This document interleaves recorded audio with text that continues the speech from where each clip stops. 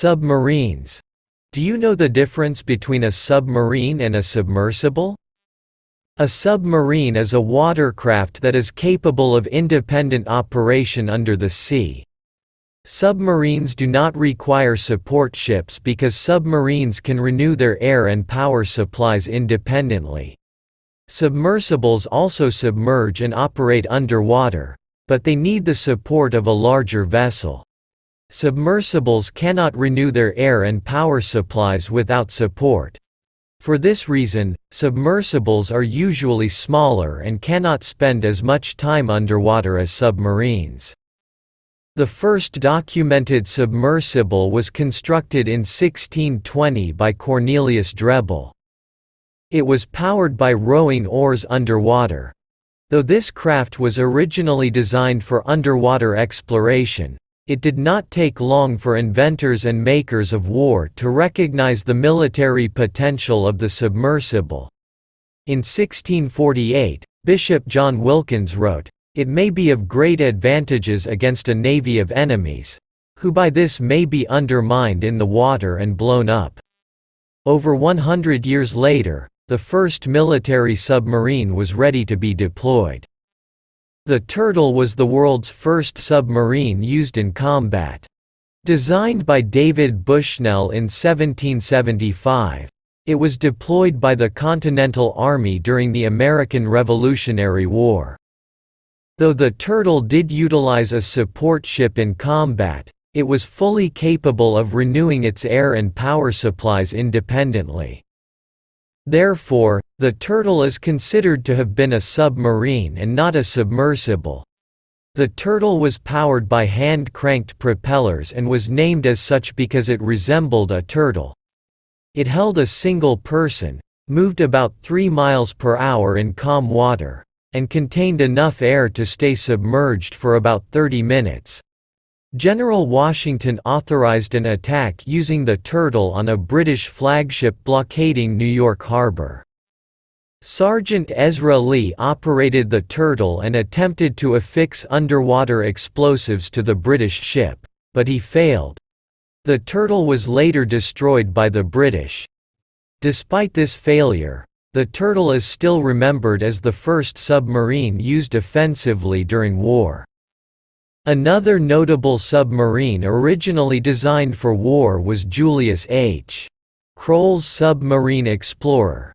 Built between 1863 and 1866. This submarine was created for the North during the American Civil War, but the war ended before it went into use. After the war, it was used commercially to harvest pearls in Panamanian waters during the late 1860s. Unfortunately, the dangers of decompression sickness, a condition that occurs when divers rise to the water's surface too quickly, were not understood. While experimenting with the Submarine Explorer in 1867, Kroll himself perished from decompression sickness.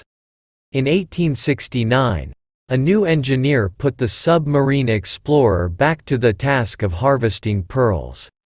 Tragically, use of the Submarine Explorer was discontinued after the entire crew died from decompression sickness. Submarine use increased greatly during World War I. Due to innovations in engineering, such as a dual power system using both diesel and electric sources, submarines had finally developed into effective war machines. One watercraft called the U-boat was put to great effect by the Germans.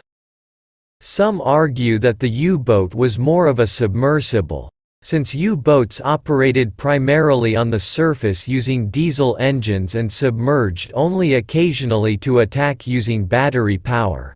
But the effectiveness of the U-boat in combat is certain. During World War I, more than 5,000 Allied ships were sunk by U-boats, including the Lusitania, which is often cited as a reason why America entered the war. U-boats were again utilized extensively by the Germans during World War II. Though the U-boats were devastating to British fleets, Advances in technology such as radar and sonar reduced their overall effectiveness. Additionally, the U.S. had also developed and deployed a fleet of submarines to great effect. Though the Japanese attack on Pearl Harbor destroyed or severely damaged many of the U.S. Navy's frontline Pacific Fleet ships, U.S. submarines survived the attack and went on to cause great damage. Submarines, though only about 2% of the U.S. Navy, destroyed over 30% of the Japanese Navy. This made U.S. submarines the most effective anti-ship and anti-submarine weapon in the entire American arsenal. Modern submarines are now powered by a nuclear reactor. The nuclear reactor generates a tremendous amount of power and frees the submarine from the need to occasionally surface.